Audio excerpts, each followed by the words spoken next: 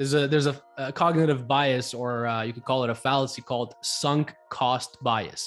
I don't know if you've heard about this, but essentially, sunk cost bias means that it's a cognitive bias, psychological bias that we have when we've already invested too much into something. So we want to see it come to fruition.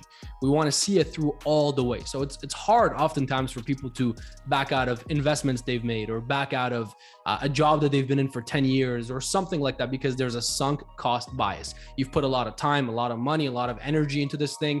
So you can't see it as objectively, as clearly as you would need to see it to make a good decision. And this bias, this cognitive bias, is essentially clogging your judgment. It's making you see this thing in a way that it may not actually be. It's not the reality. So to cut your losses may be a very difficult thing to do when you have this sunk cost bias at play.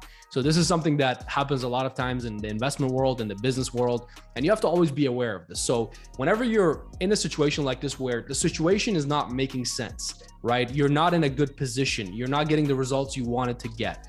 The promises that this company has made to you have not been fulfilled. So all of these different challenges, and you're feeling with yourself, because I can tell that you're feeling this right now, that you may need a change. You may need to pivot direction, but you've invested money, you've invested time. You're so tied in with this company because they're handling so many different elements of your business. So it may be hard to cut those losses and just completely change direction. You have to ask yourself, am I a victim of this sunk cost bias right now? And if the answer is yes, then you may need to take a full step back and really analyze the whole situation in order to make the right decision.